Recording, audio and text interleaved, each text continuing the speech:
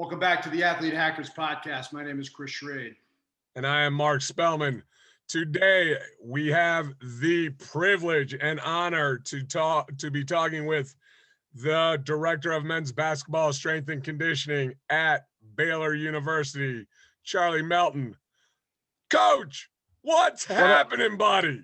Thanks what's for coming up, though? Coach. Hey, thanks for having me, man.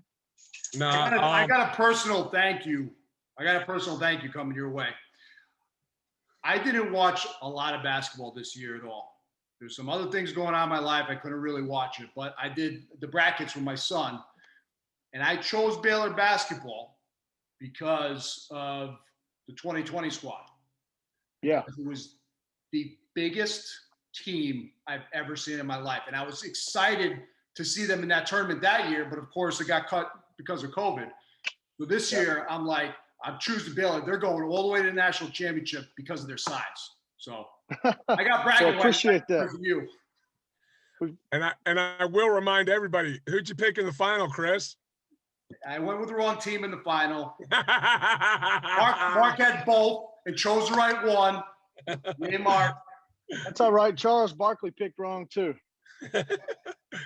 Charlie, for the people that don't know who you are and don't know your background, if you could give us where Charlie's been, what Charlie's done, and all the like. So okay. I just completed my 16th season at Baylor, Sweet 16, and got successful. Here. Yeah, we won the last game, which is always the goal of the year: win your last game. And we were fortunate and blessed. Got here in July of 2005, coming from Florida State University.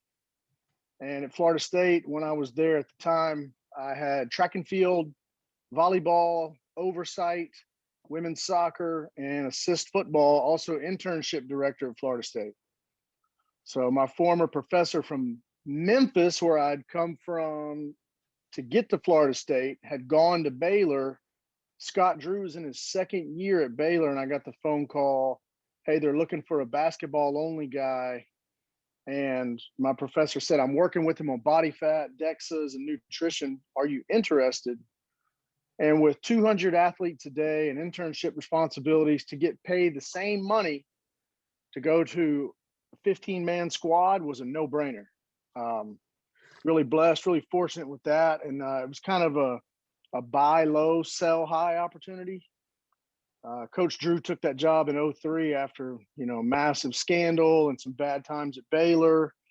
And on my trip, moving my family in the U-Haul from Tallahassee to Waco, I got the phone call, and Coach said, hey, the sanctions just rolled down from NCAA. Our off-season is going to extend until January because our non-conference schedule has been wiped off the books. And so we did off-season development until January, played in the Big 12 that spring, did poorly, and we've been building since then. So I think what a lot of younger strength coaches need to understand right now is 16 years at one school, primarily working with one sport, doesn't really happen. No. I mean, you look at it, and as you said, when you first got there, it was under some difficult circumstances. What would you tell younger strength coaches when they're looking to move up in the profession, how to go about it, and what you've learned with your move going from Florida State to Baylor, and things like that? Well, I had the honor and privilege to work with Bobby Bowden and alongside the football team when I was at Florida State. He told me once that he had never applied for a job. Jobs had always come to him. And that's not always possible, but I think with younger strength coaches, like my dad taught me, are you invaluable to the people around you where you're at right now? Are you invaluable to your boss? Do the people under you or alongside you find you valuable? Are you grateful for your position? That's how doors open for other jobs. And that's how you retain good jobs. And I think that's, some of the biggest advice I can give is how do you handle your relationships at work? There's this line between being a coach and being a friend. on the clock, off the clock, between the lines, outside the lines. And when I was young, it was difficult to navigate. I wanted to be likable by the players, so they would have fun with me, but also wanted to coach them. And I had to learn that balance of when's the right time to crack jokes, and when do you have to kind of back up and kind of take over a little bit more seriously. And that's navigating those things is difficult as a young strength coach, I think. I would definitely agree. And because everybody, I think when we're younger in the profession, we're chasing titles and we're chasing logos instead of being where our feet are supposed to be. It's about being present and being where your feet are at. So that, I was told as a young strength coach, you do the job that you're at as best you can as an opportunity for the job that you want. Yes. It's kind of, you're building on, you're stacking wins every day so that when that opportunity knocks, the old adage, a lot of people in our profession think that people are lucky. It's like, no, they were prepared when opportunity knocked. Yeah. And I would add that, what you mentioned in terms of, knowing how to toe lines and deal with people, that's not something they're going to teach you in school anyways. That's going to come from experience. Yeah, it takes time to figure out those, different negotiation tactics and what to overlook and what to emphasize. And, a lot of times it comes as a reflection of your boss. As I'm called in to get Coach Drew's message across, and he just wants them to get bigger and stronger. He doesn't really know how, and he leaves that to me. And, if I'm not a reflection of him, I don't have to be his yes man or his clone. But there are some Baylor standards that we have, and you're expected to carry yourself in a professional way, respectful way, but at the same time, he needs me in the weight room getting after some guys or in the parking lot flipping tires sometimes, which he doesn't always want to deal with or know about, but he gives me the liberty to do those things. How about you still letting them chase each other around with Nerf guns and weighted vests? Are you still letting them do that? That's on tap for this summer. Call of Duty. It's a blast, man. It's guys are rolling across doorways yelling, cover me, and it's you can barely get them to quit playing. They're drenched in sweat. They're tired, but it's a blast. And once again, you're still getting the work done, but you're making it enjoyable. And that's one of the things. Now, take me back to February of 2020.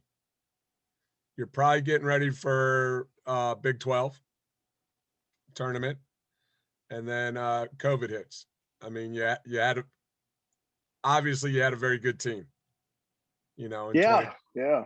We had that thing rolling. Had lost a big game at home to KU, but had got a big road win there, which is one of Bill Self's rare losses at the Fog. We were, had some momentum going, and we had gone, a couple of us, to the early morning shoot around at the Sprint Center in Kansas City. I had seen Andrea Hootie and Texas rolling in. They're about to play the early game. And, all of a sudden things kind of slow down. We're driving through like a ghost town, and we knew there were some conversations. We get back to the hotel, they call a team meeting. Right before our pregame meal, it turned into our pre-quarantine meal, the last supper together as a team. Oh. And it was kind of heartbreaking. I mean, but we really emphasize being low maintenance at Baylor and guys that just take what's given and roll with it. And that was one of those a mental test, an emotional test, for some people, a spiritual test. It was their last year at Baylor. Freddie Gillespie was a big component of what we were doing, and he never had a chance to get on the big stage and do it. And it was, at first, you just really couldn't wrap your head around it. How many seniors were on that squad last year? We had Freddie and Devontae Bandu were the only true seniors, and they both moved on. And then Jared Butler had a shot to leave possibly because of the year he had, but he decided to come back. Maceo Teague made a declaration to come back, and that's all of a sudden you get the feeling like, wow, we might have something if all these guys are coming back and those redshirt guys are coming up, and John Chachua had a few more years under his belt. And it's, we didn't know what we had until we started rolling, but it was a good outlook. It worked out. It worked out okay. Yeah, it played out. All right, Yeah. so take us into the bubble. Take us into the bubble. You're a high seed. I had you winning, um, for multiple reasons. I mean, one, our relationship. I always like to see people that I know in the business that are good people and good coaches. I always want to see them succeed. One of the things I think our profession needs to be better at, cheering for the people that do the right Yeah. thing all the time, instead of bad mouthing them about what they're doing in their weight room with their players, you know, you know, stand up and applaud people and support our profession better than what we've had. But okay, enough of my rant. Um, what you get to the bubble, you're in Indianapolis, you're all over the place. And we're going to talk on, we'll touch a little bit on the female side because I know you and Jeremy are very tight, Yeah. as you should be. I'm sure you got a call from him, but you go to the bubble, you're ready to rock and roll. Um, how do you handle that? What, 3 weeks? 3 weeks in the bubble, and then a week before that in Kansas City for the Big 12. So left home, packed 7 days worth of clothes, laundry detergent, portable fan, and I was going to do my own laundry. I didn't know what the laundry situation was, but I don't even have 30 days worth of clothes, number one. But then, yeah, we rolled out, told everybody, bye, I'll see you in a month. And you had to prepare like it was going to be a month. Cause I mean, at that point, you don't know. You get to the tournament, it's lose and go home. Check in though to Indy after Kansas City and 24-hour quarantine in your room. And then that's when we were in the downtown Marriott. Across the street was a JW. So they kind of had teams split, but the number one seeds were all in the downtown. So as the field got whittled down, Houston, for instance, moved across the street. Alan Bishop and I got to see each other in the bubble for a little while. That was cool. Got to see Mike Bradley at Florida State, one of my old guys from back in the day. I think that was the coolest thing about the bubble was you're walking in the hall past all these teams and you're not supposed to have interaction physically, but you can talk and, keep your mask and your distance and all that. Made it really cool though, in the sense that, in past years, you go to the tournament, you win, next round is going to be that next Thursday. You come home for maybe 1-2 days, pack again, get on a plane and fly back. This way, we just stayed in one spot, same room the whole time, same meeting room the whole time. And it was, we had a great weight room. Hammer Strength knocked that ball out of the park for us. Tom Profit and those guys did a great job.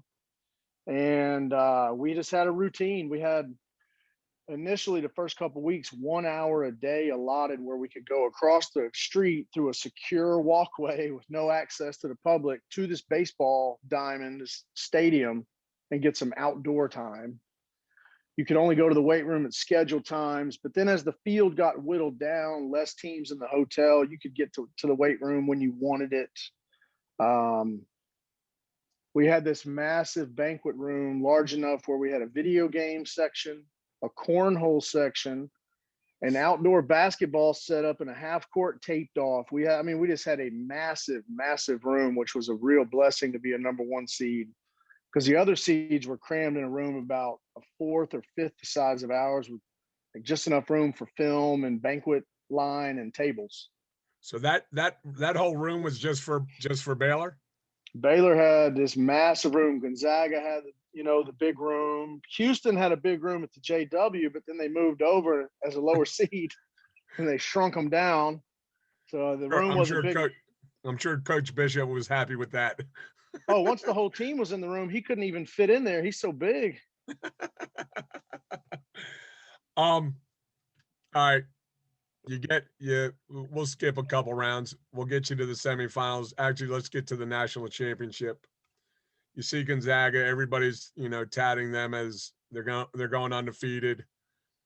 And from the way I saw it, you guys just came out and threw a haymaker of a freaking left hook and knocked them the hell out early. And Chris and I have talked about this. The physicality that you gentlemen played with, that you fellows played with, and the ability for the next person coming off the bench to come in and the team to not skip a beat, and them playing for one another. And I put that as a reflection on you and then Coach Drew, and the Baylor mentality. Speak a little about that. What was the thought that you guys had going into that game, and were you surprised? Yeah, coming into the game, we had just come off of that Houston game, and we were raw keyed up to, be out rebounded by Houston, and we came out there and played well. So we had a lot of confidence coming in against Gonzaga. But I think all of us had been waiting on that game because it got shut down in the late fall, early winter of 20. We were supposed to play them, and somebody tested positive. Game got canceled, so we wanted to settle the debate, find out. You don't know what kind of talent they have. Obviously, Mark Few is a Hall of Fame coach. They are loaded with NBA talent, and we were, eyes wide open as to what they were capable of, just the way they work. So knew we had to bring our A game. And we, just had this ability, I think, to come out and play with our culture, which we call it joy, Jesus, others, yourself. And I want to clear the air on a couple of things, and it may not be confusion to you guys, but I'm a Christian man and I love Jesus, and he saved my life. And we all play knowing Jesus saved our lives, and we're ready to play for the guy next to us. And Christians are not wimps. We're not the type of Christians with short sleeve, button down plaid shirts and, khakis on. We're grown men, get in your face. King David in the Book of Psalms had a group of 300, and one guy killed 300 something dudes with the jawbone of a donkey. I mean, we're those kind of Christians. And I think people would those that don't understand what Charlie's talking. Baylor is a Christian university. So, I mean, when you go to Baylor, understand that you are going to a Christian university. I also saw, and correct me if I'm wrong, but I believe you brought Eric Thomas in to talk to the guys. That you had we didn't have him on this one, okay. But what we had people sending in videos. So Mike Singletary sent one in, Jeremy Warner, some of the Baylor greats. Okay. Charles Barkley sent us one. We've had Eric Thomas come out and speak to us before, and he's incredible. Makes you want to go just get up and run through a wall after he's done talking. We've got a lot of different people that pour into the team, and it's amazing how many connections Coach Drew really has. We've got a guy named Tony Gaskins. Okay. And Tony has been with us for 2 years. He spends time on the phone with guys on the team individually. We're getting weekly videos or visits from him, and he's a life coach. And if you haven't seen Tony Gaskins' stuff, it's a great resource. He's on Instagram with the Daily Word, and we just have people like that poured into the team, and it really makes a difference. Well, and for those that aren't familiar, Eric Thomas came into my life when I was at Fairfield 10 years ago, and one of his sayings, everybody wants to be a beast until it's time to do what beasts do, and everybody wants to succeed. You got to want to succeed as bad as you want to breathe. Then you'll be successful. So he's very inspirational, and he's got a great story behind him. How he's gone from homeless to a PhD at Michigan State, for those that don't know who Eric Thomas is. Sorry, Charlie.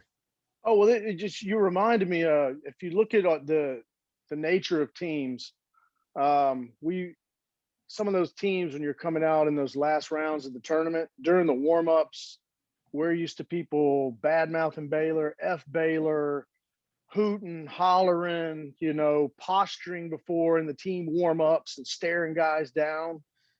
We don't make noise. We go about our business. We go about our process. If they say something, we act like we don't hear them half the time, because when we start fighting is when that clock goes off and that ball's tipped. Also because all those other teams were insecure about how big you were.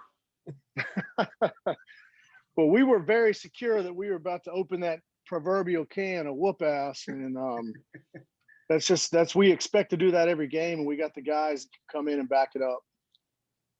And I think for those that don't know, our relation started about 7 years ago at the High Performance Basketball Symposium out in Vegas. And one of the things that I really took light of during your presentation was the crawling and the animal movements that you were having your guys do. Yeah. So if you could just talk about like what you're looking for when you have freshmen come in, the progression that you see through the 4 years that you're working with them, and how you go about like taking a freshman and getting them through the 4 years at Baylor, and what you're looking for as far as not only athletic development, but development as a basketball player and more importantly, and I've always said this, as a human being. Yeah, that's the question right there. That's the $1 million question. If you split it up, let's talk about how I think we develop men somewhat. I'm your strength coach. I'm available to you. I have no other team responsibilities. We have team lifts. If you want to lift, I can be available. However, I'm not going to chase you down and ask you, excuse me, if we set a time for you to come in to train extra and you don't show up, I'm not going to call you to remind you. I'm not going to come find you. And nobody wakes me up in the morning with a background soundtrack of cheering when I make breakfast for my kids and get them to school by 8 o'clock and then go home and cut the grass. I wake myself up and do that. And that's what I expect of my athletes. We're not huge. I think a lot of times when we start to develop men, at least for me, I don't have a lot of rules. Because if you have rules, you have to remember your rules, and then you have to enforce all the rules. But there is acceptable and unacceptable behavior, and we all have common sense for that. And that's really what we key on. If your shirt's not tucked in one day and everybody else's is, I might make fun of you. If it's a repetitive offense, I might talk to you, but we're not going to see one mistake. A guy's 5 minutes late and we're going to go to the parking lot and run to you throw up. I treat them as a grown man. They treat me as a grown man. And, obviously that sounds picturesque and it doesn't go quite that easily. There are words of encouragement that I use at different volumes with my voice to help bring some of those changes. But in reference to the crawling, so day one for summer training 2021 was Monday for us. So we did all the mandatory wingspans and heights and reaches. And then we went through all of our floor warm-up stuff. We went through a whole segment on Pilates. And we're just teaching and kind of discovering what their bodies are capable of and movement patterns. We go to the practice gym. We do a dynamic flexibility drill from sideline to sideline, and we crawl back. And we hit them with 12 different dynamic flexibility drills and 12 different crawls. I don't think they knew they could crawl that many ways. We're doing frogs, inchworms, bears, crabs, gallops, spiders, the whole deal, left, lateral, left, right, forward, backward, north, south. And the reason we do these things is we get a lot of guys that can come in and windmill dunk, that have 40-inch vertical jumps, but they can't throw a medicine ball with their left hand, or they can't skip backwards, or the big deficiency we see is they can't do pull-ups. They can bench 185 20 times and they can do about 3 pull-ups, and that's the shoulder just waiting to blow out. So our first concern when we get freshmen is to find out what basic human movement patterns are they lacking in. And we go through all of the patterns that we all know and love: squats, lunge, crawls, push, pulls, the whole deal, rotationals. And we start to build off that. And our model is pretty simple. We use this concept called the 5-zone method. And that really refers to 5 different areas on the force velocity curve. And we load those different force velocity curve ranges with different neuromuscular actions. And I'm talking a bunch of big words, but we all know what plyometrics are. You jump up and down. We know what heavier plyos and lighter plyos are. We know what dynamic effort is, a big pause before the concentric action. Louis Simmons and those power lifters love it. We know what acceleration training is. We know what max effort is. But how do you weave those in? How do you weave in powerlifting and bodybuilding and Olympic lifting and functional training and all these different sources of information available, how do you synthesize that for your players and your room and your coach and your time of the year? And we really put human movement on the forefront of that. In season, we're going to be on the ground, rolling around, crawling, dynamic flexing for 15 out of our 30 minutes. If we're doing a 45-minute lift, we're going to warm up for 15 minutes. If we're doing a full-on hour in the summer, I'm going to spend 15 minutes doing the same stuff. That's a non-negotiable for us, is that daily human movement, warm up, and preparation. I'm not a functional movement screen guy, but I do want to make sure my guys are in healthy bodies. The problem for me with functional movement screen is you do it once or twice a year, and it takes all day to get everybody done. And it's hard to reassess it at regular intervals. With the way we're doing this with our crawling patterns, our dynamic flexibility patterns, we do daily assessments. And if a guy has a wrist or a knee or a back, it shows up every day as getting better, staying the same, getting worse. And we're able to start to schedule and program off of our daily assessments. It's kind of like what Coach Bruley had with the active dynamic movement assessment. And I know I just butchered the hell out of what the actual title is, but for those that don't understand how hard it is to crawl backwards, get down on all fours and try and crawl backwards. And we do it crawl backwards and drag a 45-pound plate with you all the way across the weight room, and it gets a little harder after that.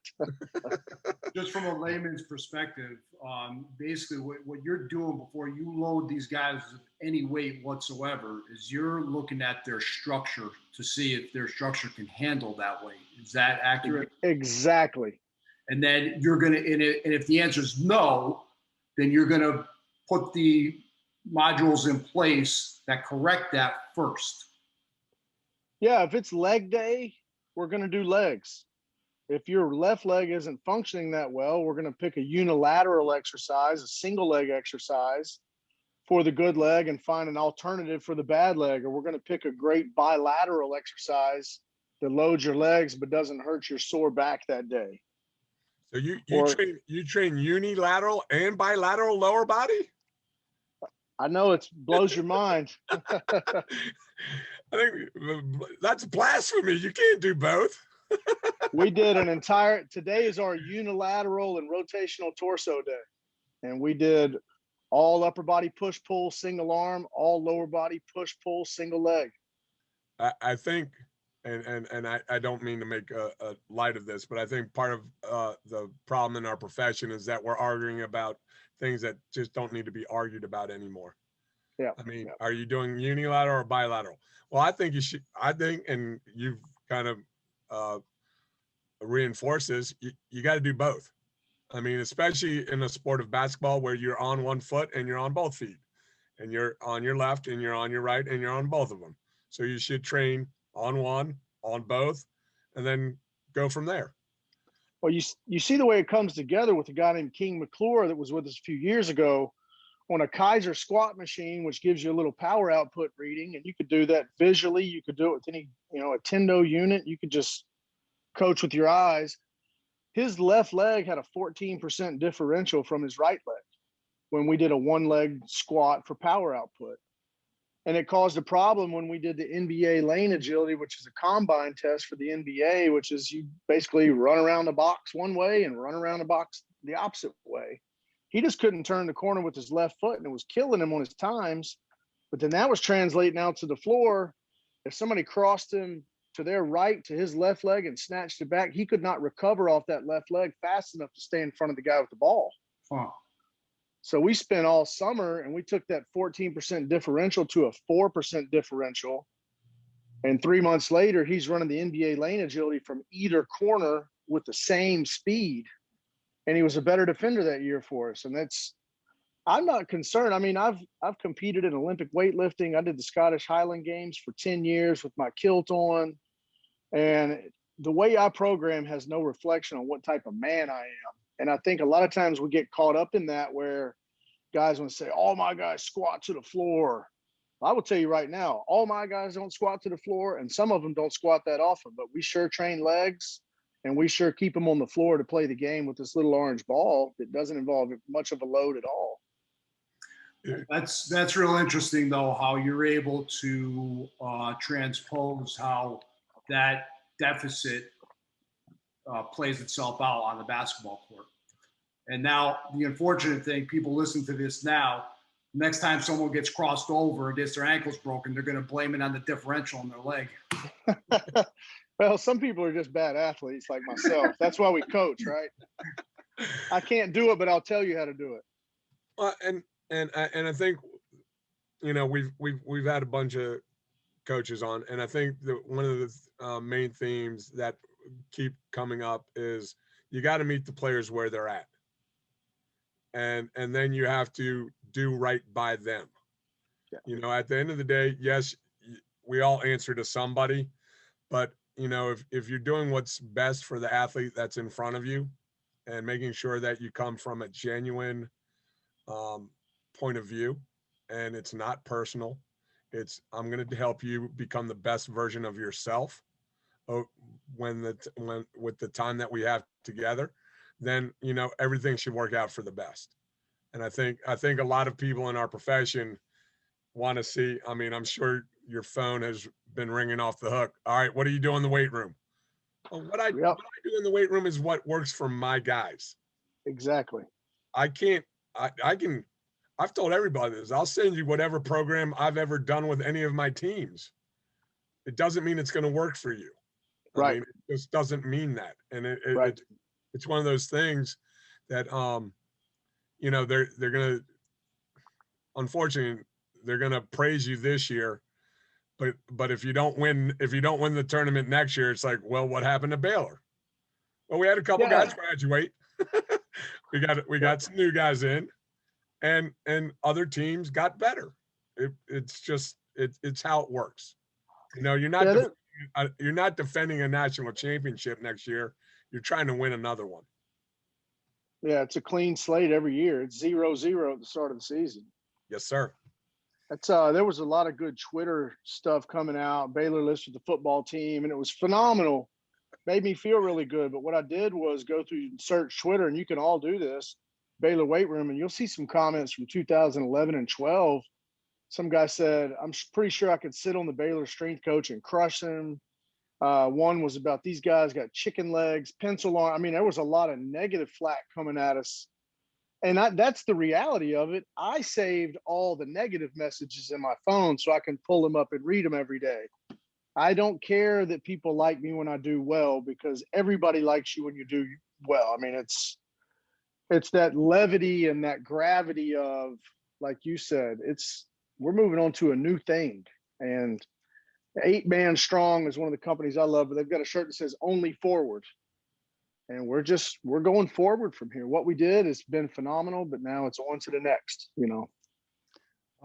So, you guys mentioned that it really, you've got to, it doesn't matter what you're doing in particular. You got to fit what you're doing with the team. It's got to work for them, structurally in an exercise program. But there's got to be more that's driving your success. And like I've said on this podcast 2 or 3 times already, and on other podcasts, I played a lot of basketball in my life. I've come across a lot of different sized people in basketball and in martial arts. And I'm telling you that when I saw Baylor basketball in 2019 for the first time, I did a double take because of the size of the team. And when you guys played Gonzaga, nothing against Gonzaga, but you looked like you had a bunch of men playing some teenagers in terms of size. What's the philosophy that's driving you as a coach when you're getting in there? What are you thinking? What are you pushing your guys to do? Well, we are really blue collar about it. We don't come in and have great days or bad days. Every day is a good day because every day we come into work, lunch pail mentality, and there's going to be harder days and easier days. One thing we're not going to sacrifice is we train the entire body every single week. We're not skipping body parts. We're not training just for balance. We actually load our players. And I've been a big fan of a lot of guys with movement.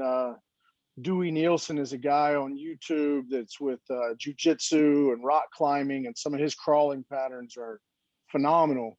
When I got to the Big 12, Todd Wright was here with Texas, and Todd is a legend, and Todd is big on movement. And what a lot of people got caught up with Todd, and if you talk to him, they thought he didn't load his players because he talked about all this functional training. But the reality is Texas was good, and Todd loaded the players. And at some point, progressive overload is the name of the game for the weight room. I'm going to progressively overload you, Mark's loving it. But we've got different zones. So the dynamic effort zone is this phenomenal way to train. We do so much dynamic effort, and our pairings in the weight room, we're doing 2 or 3 exercises together every program. We're never doing a solo exercise. We always have an alternate or 2 alternates with our main exercise. So we are working on, we don't work on hypertrophy for hypertrophy's sake, but we do work on different concepts that push growth hormone, which is increases size with higher rep, shorter rest breaks. We also use a lot of techniques to drive testosterone. So dynamic effort itself, when we're down in the 40, 50% of your max teaching the movement, that's a really low load on that spectrum. But we're driving guys up into the 70 and 80% on these techniques. And we're just taking fundamental techniques that we teach early. We stay with them all year. We do them total body. And we're, by the end of the week, we're going to have hit a heavy and slow stimulus for each body part, torso, upper body, lower body. And we were going to have hit a lower load, higher velocity movement. We hit those 2 points on the force velocity curve every single week. And we're now in the summer where we have big days for those. And we also have time for some other days of some continuous tension, you know, kind of classic movement, accessory exercises, like a full spectrum of training. But we're going to hit heavy and slow. We're going to hit light and fast. And then when we get down into in season and we've got 2 days a week, one day is going to be heavy and slow. One day is going to be light and fast. And we are very systematic on punching those 2 spots on the force velocity curve. Those 2 being said, are you doing the lower and faster earlier or later in the week, or where are you putting the heavy and slow, and the light and heavy or light and fast compared to where you're playing? In the summers, we save our big, heavy, slow, aggressive stuff for Thursday and Friday to stay out of the way of skill development throughout the week. So even though today was a little harder, it was a single leg push-pull. So overall, that's not a massive stimulus. We're using cables and dumbbells and things like that for a day like today. And we start off lighter in the week to get great movement, get great range of motion. And when we get in season, we kind of schedule that around games. We're typically going to want to hit within 48 hours of a game a high speed stimulus. So that's when we're going to go lower load, high rate of force. We're going to do lower percentage dynamic effort movements. We're maybe in the 50 to 60% of your max range, flying with the bar with a big pause. We're using a contrast, a speed contrast style during that time where you come off of a dynamic effort movement and we're going to pair it with a plyometric movement or a really low load, high velocity movement. That's within 48 hours. Before that, is that to maximize their body before the game? That's just, to amp that nervous system, get everything potentiated, aroused, but we don't take it into the point of fatigue. And our heavier, slower days in season are after games. So if we've got a 2-game split, we're going to wait. And then let's say we play, a Saturday and then a big Monday game. And then we've got, let's say, a Wednesday, Saturday coming. That's a tough week. We may change it, but on a classic 2 games a week, after that second game, early in the week is our heavier weight room load. And before that weekend game is our higher speed. So we kind of flip from the summer to the end season a little bit. But you live straight through the season, and you're trying to get 2 in a week. Yeah, our last lift as a team was 2 days before we played Houston. We worked on hang snatch, push press, heavy kettlebell swing, and some pull-ups.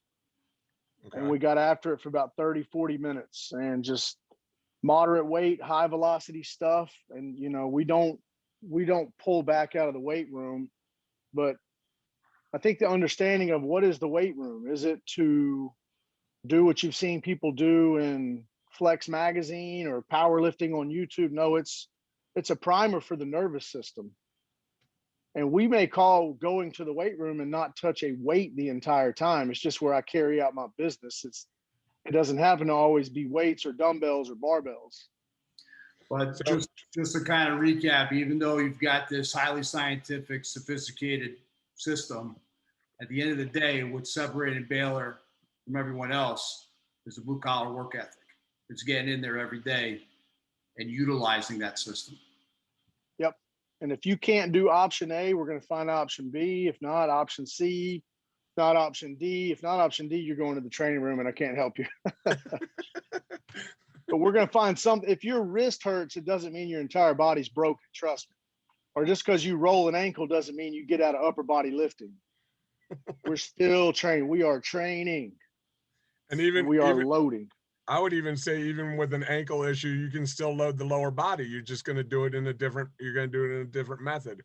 I mean, yep. I would get training reports, you know, kid turned his ankle, no lower body. I'd be like, oh no, we're doing lower body.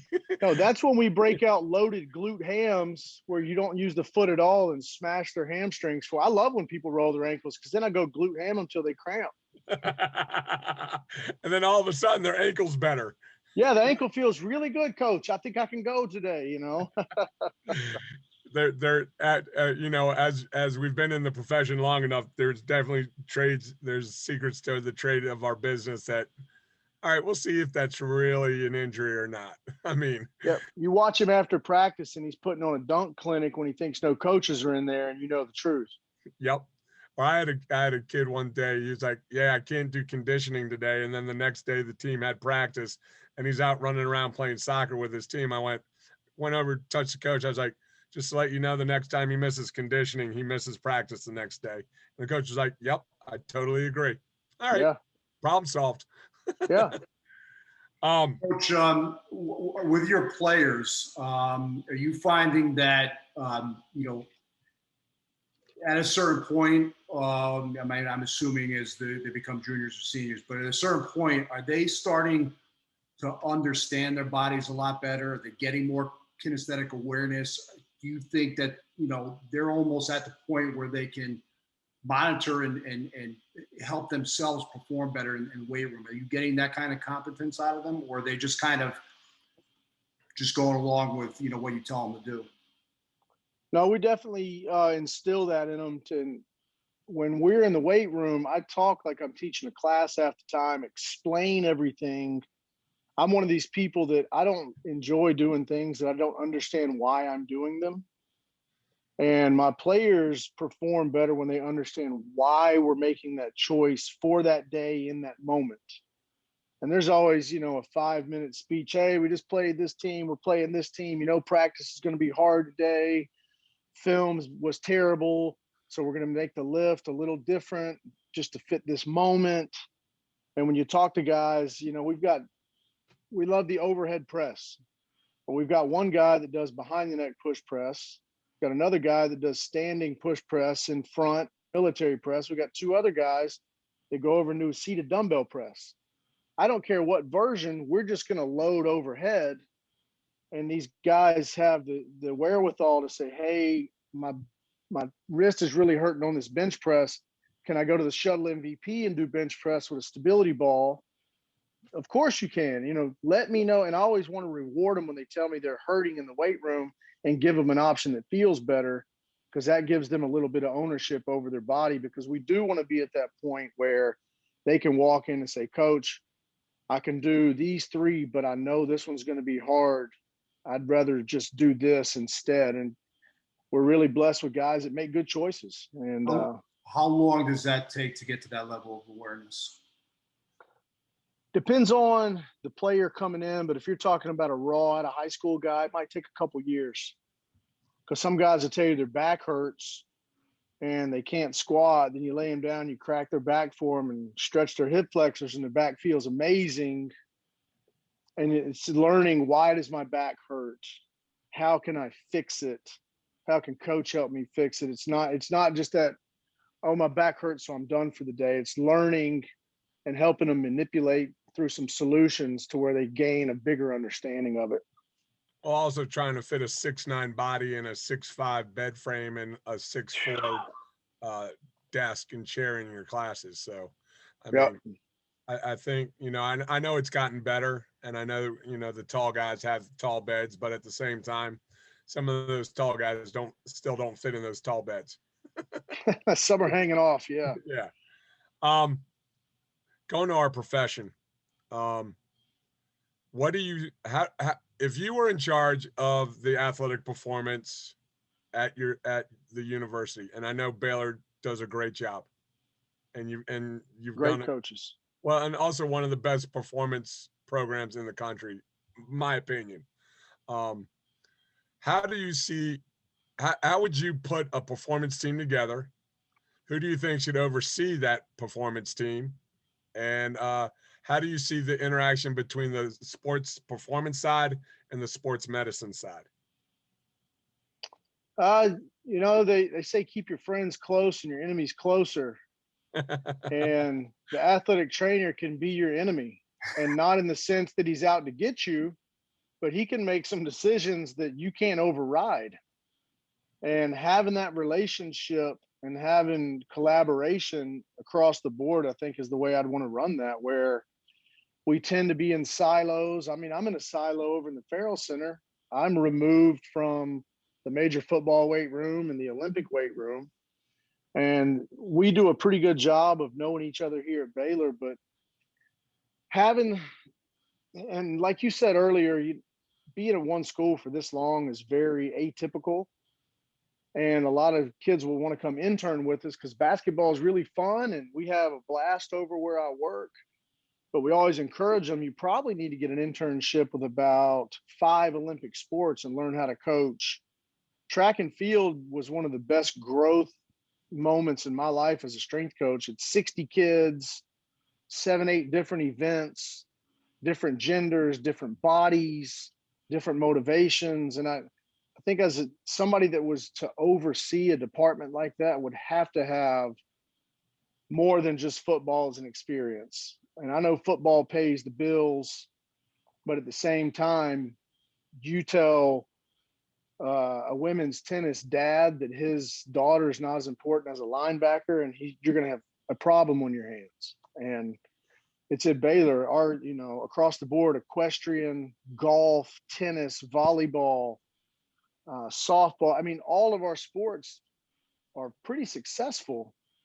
And you've got a national championship women's basketball team, and they don't understand the word no because they're bringing recognition to the school. And it's not the same financial gain for the university, but still it enhances the name and, the brand. And that's, once you get into that director position of athletic performance, it almost turns into a political game because you're dealing with head coaches that want an exclusive strength coach. They want an exclusive dietitian. And that's, at a lot of schools, that's not possible. I mean, we're pretty close to it at Baylor, but still it's not always possible. You've got to share time, you got to share the room. And that's why I'm very blessed to work with men's basketball and not be over any other sport and just stay in my little world over here. That direct Chris Roof over here at Baylor does a great job as a director, and he's got a ton of balls in the air at all times. And he's a guy that was kind of built for that. Well, it's still one of those things. It's like, be careful what you wish for, because you actually might get it. Yeah. When we first met, I told you I oversaw 20 teams, 400 athletes all by myself. And I think you and Coach Roos had the same response. I think you both laughed at me, which is fine. I mean, I knew it wasn't personal. I think it was more out of pity. But I think what you said, especially for young strength coaches, working with football, working with basketball, baseball, as you see with these sports, a lot of them are getting more individualized. I think right now it's, football, men and women's basketball. Then probably next would be soccer and baseball. And then for some schools, it would be lacrosse. where they want their guy or their person. Yeah. Understand, Hockey up north. oh yeah, I mean it's one of the it's one of those things. Like you said that you've been able to do your job at Baylor for 16 years because of your experience working with 6 different teams at Florida State.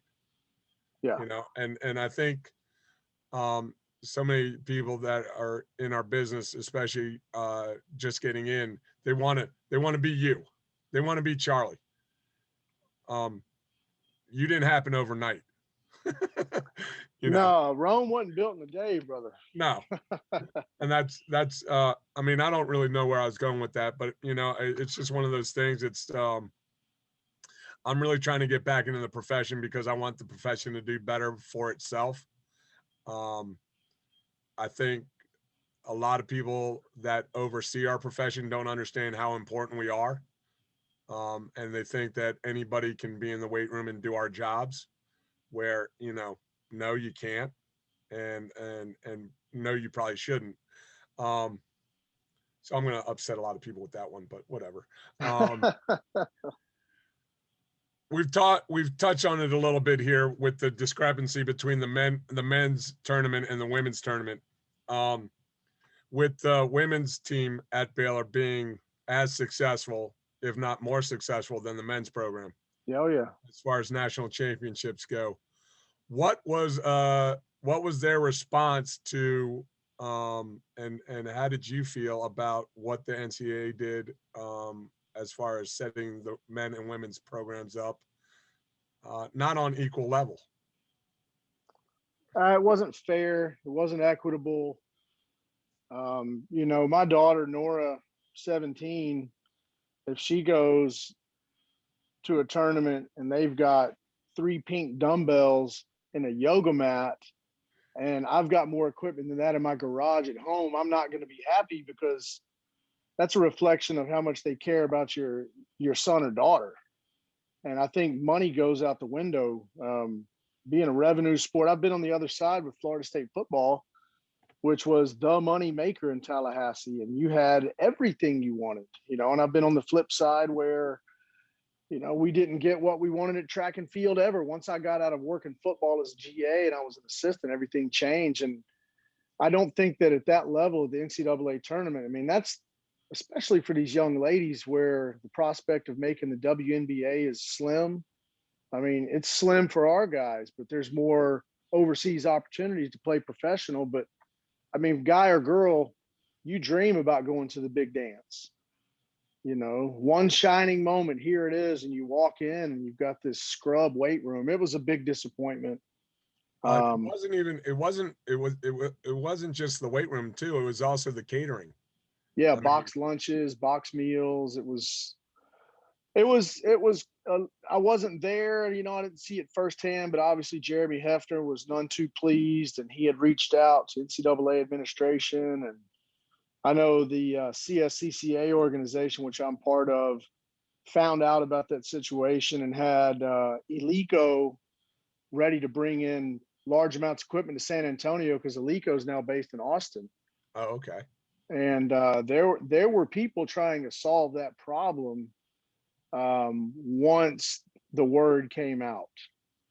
And I don't know if it was an oversight or what happened, but I know that across the profession, even the strength coaches that I was around in our bubble, we all have a female basketball strength coach companion where we come from, and we all commiserated on their behalf. I mean, none of the men's strength coaches were happy about it.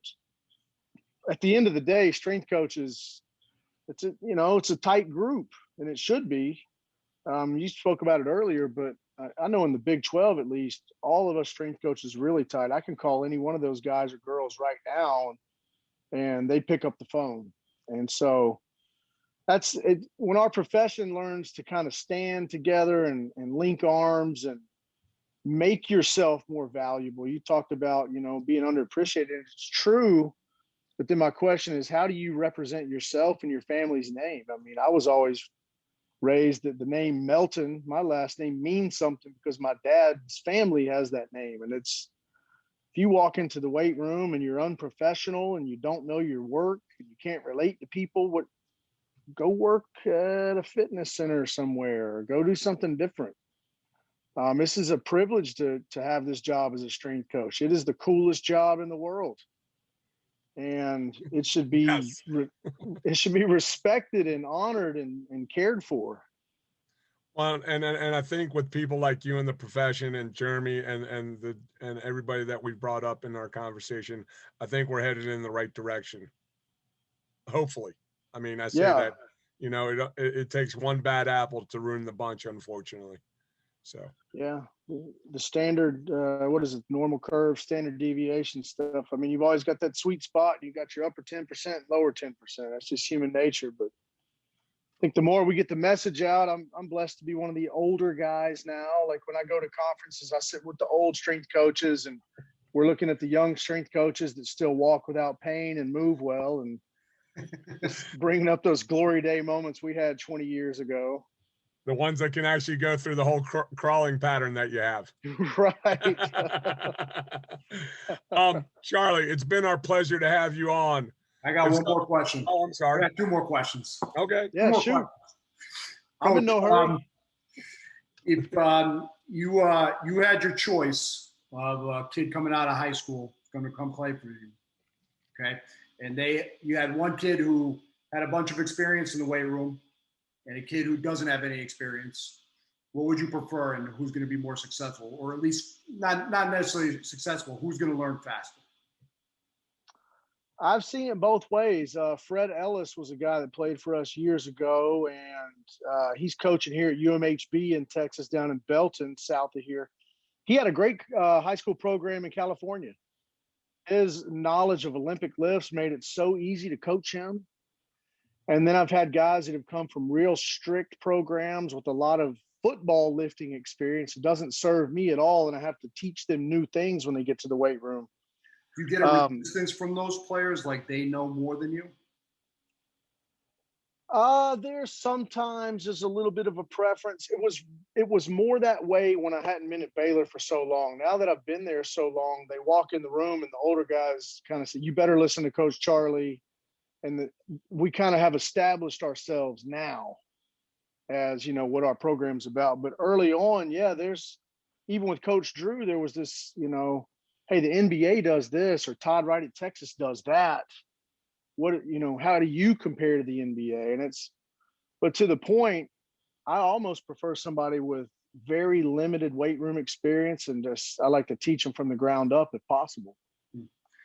What should someone in 7th, 8th grade or high school that wants to play at a high level college or beyond, what should they be doing besides obvious skill work and competition? They should learn the barbell complex as quickly as possible, because the barbell complex with an unloaded bar is the basis of branching off into every other lift. They should throw a lot of medicine balls. They should sprint a lot. They should change direction. They should do a lot of crawling, a lot of push-ups, a lot of pull-ups. Those are things that you can do without a coach. And those are things you can do on your own and have some discipline. You get into some dicey situations when you tell them they should be learning Olympic lifts at 15, because if they don't have somebody teaching them, it could be a problem. I would love to see, I've got my 12-year-olds lift, my 15-year-olds lift. My 15-year-old son, Robbie, for instance, has been lifting now for about 8 years. And people are blown away, but we weren't maxing out. We were learning patterns. And so if you don't have a strength coach, nerd, science dad like me, probably ought to lay off the weights until you start to hit that, 9th, 10th grade year. But in Texas, they're aggressive. I mean, we're lifting kids in the 7th, 8th grade right now, the junior high level, and they've actually got some pretty good strength coaches. So that's always a toss up, because you can do it the right way, but then you can do it really, really badly the wrong way. Yeah. And as I've said, our number one rule is to not hurt anybody. Like rule one, don't hurt them. I'm not going to hurt you. You're supposed to be reducing injury potential. Yes. not increasing it. And I think, when I first saw the crawling pattern and the dynamic warm up, I think I brought to you the Hinastica Natural, which is Andre Romano. He's basically doing jiu-jitsu by himself. Doctor. Okay, I'm sorry. I mean, Gotta throw that out there. I mean, he's a very educated guy. yeah, I mean, and I think probably the biggest thing that you've mentioned is you got to be able to move. And if you can't move properly and efficiently and effectively, it doesn't really matter what we do in the weight room. We first must take care of that so that you can go play whatever sport you want to play. Yep. None of your athletes came to play in the weight room. They came to Baylor to play basketball. No, Kevin Durant benched 185, 0 reps. That doesn't mean Todd Wright was a bad strength coach. But I'll tell you what, we're all wearing his shoes right now, despite his lack of bench press power. And I think I've brought that story up before. I think one of the things that I took from that is that when he got out of the combine, he took note of everybody that made fun of him. And he went, okay, I'm going to show you guys. I'm pretty sure Brooklyn's okay with him not being able to bench 185. Yeah, I'd take him on our squad. If he still has eligibility, let me know. We'll pick him up right now. Charlie, first and foremost, congratulations on a very successful year. Thank you. More importantly, a very successful career. Somebody that I have the honor and privilege to call a friend. Somebody that I lean on, whether you know that or not, that I've leaned on since we got to know each other 7 years ago. And then, somebody that's doing it right. And I really, from the bottom of my heart, I appreciate everything that you have done and continue to do for our profession and the way that you lead by example. So that's humbling. I appreciate that. Coach Owen, I've been congratulations. And I want to thank you too for coming on. It's an incredible experience that you had. And I'm very privileged that you shared that with us today. Thank you. Yeah. If anybody wants to get in touch with you, or I like we talked about a little bit prior, I haven't been on social media, but I've still got a Twitter handle and an Instagram handle. But I'm accepting emails at this point. Super easy. Charlie_Melton, MELTON @Baylor.edu. Excellent. And I'm always open to, talking and picking up the phone and, different things. So, yeah. Awesome. Well, thanks again, Coach. We are Athlete Hackers. You can find us on Google Podcast, Breaker, Castbox, Apple Podcasts, Overcast, Pocket Cast, Radio Public, Spotify, YouTube. If you want to come on the show, info@athletehackers.com. I'm Chris Schrade. And I am Mark Spellman. As always, all my best. God bless. Thank you for joining us. And peace. Peace out.